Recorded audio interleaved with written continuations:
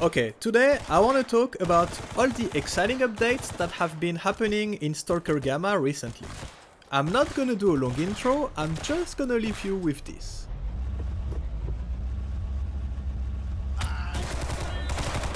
Yep, you're seeing this right, we have freaking cars now, and they work very well too.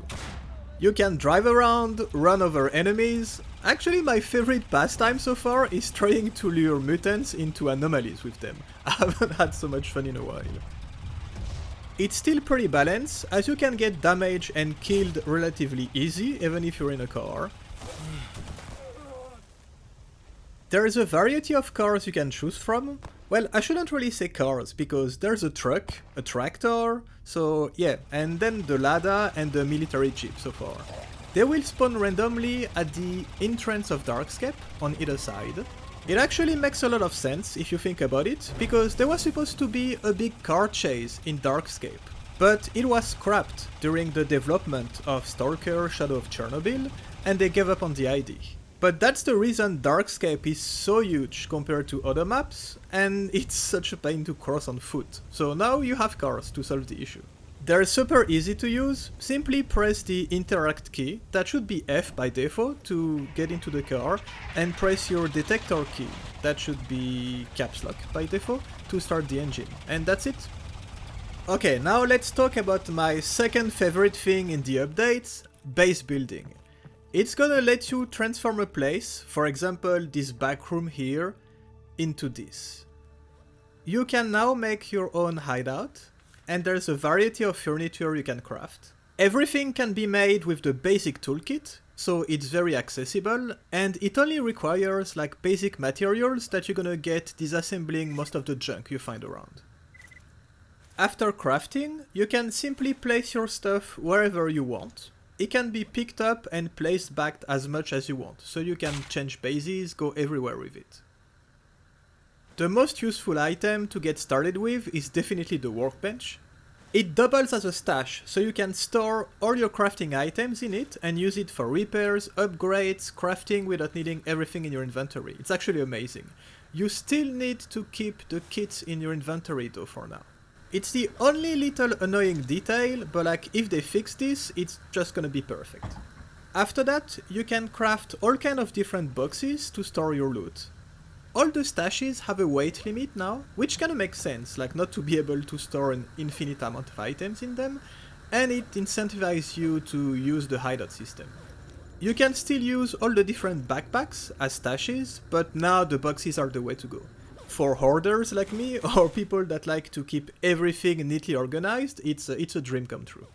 There's also two types of lights that you can craft and put in your base now.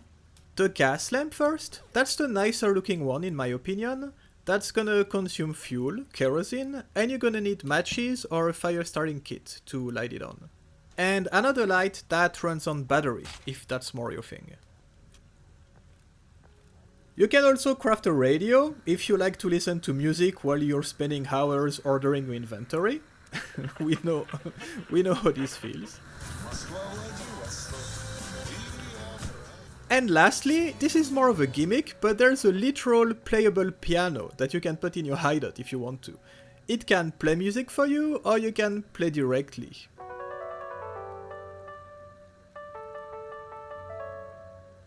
Okay, anyways, let's move on to the next thing. As you know, one of the core mechanics of Gamma is not being able to buy any weapons or armors directly at the traders. You have to find, loot everything and repair it directly. There is now a nice little feature that lets you switch between different faction armors directly at the trader. In some cases, it can make you getting the armor you want much easier. Let me explain.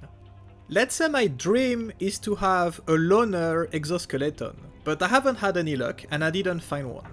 But I killed a mercenary that dropped me the mercenary exoskeleton. Now I can go to the main loner trader, which is Sidorovich in that example, and I can ask him for a little bit of money to switch the exoskeletons for me. And he's gonna give me the same condition loner exoskeleton for my mercenary exoskeleton. It's kind of a bad example because nobody would switch the Merc Exo for the Loner Exo because the Merc one has much better stat, but it's just to show you how the mechanism works.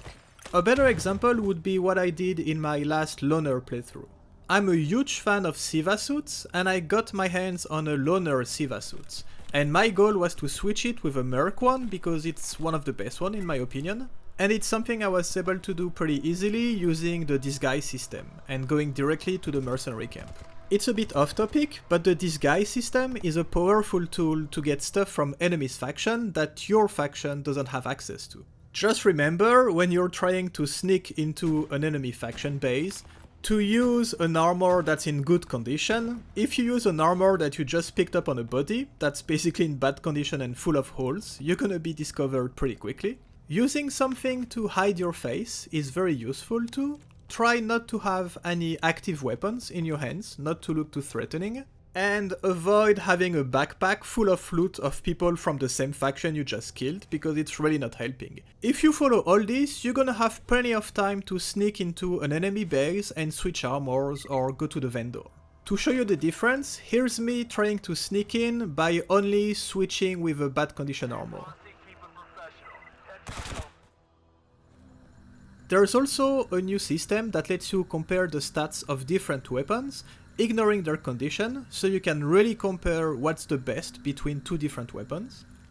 It quickly became one of my favorite things. It makes things so much easier now. Let's say you just come back from a very big fight and you just want to sift through all the loot you just got. Now it's very easy to spot which weapon is gonna be an upgrade, for example. And then where to invest resources and what's worth to repair and keep. The new NVGs look absolutely amazing. I'm someone who doesn't like to play at night and this completely changed my opinion on the matter. They now look extremely realistic. You can change the intensity depending on the situation, which is beyond useful. And here I'm just using the basic one. The advanced NVGs are even better. I mean, look at this. I'm actually enjoying playing at night now. And to add to the fun, there is new mutants roaming at night, especially for these occasions, which makes the game much more intense. I used to have NVGs only to do the different labs, but now they're part of my everyday kit. I think this covers the big stuff, but as you know, Grok is making constant updates, so it's very hard to keep track of everything. Let me go through little things quickly. You can now buy or brew coffee if you want to. So waking up in the morning and watching the sun rise over the zone before going on a mission is something you can do now. And it's not only for role players, coffee gives very good interesting stats, so it's a good drink overall to have now.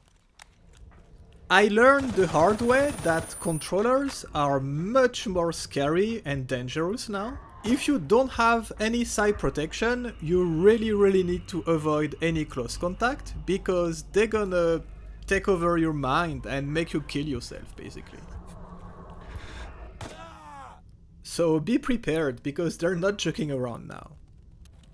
There's a lot of little details too, a lot of new icons that look very nice for items, for the skills too, like it's small but like it still looks very nice. There's also new shaders for the water that reflects the sky and everything that look really nice. Actually, I shouldn't use this puddle for this. Let me go to the swamp to show you. Okay, here we go. Look at this. It's pretty nice.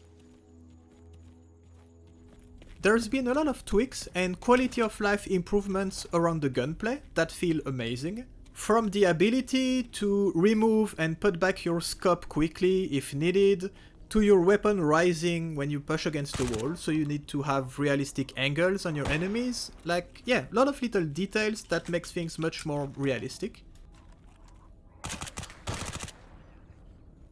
Speaking of realistic, I love how the PDA acts up now during an emission.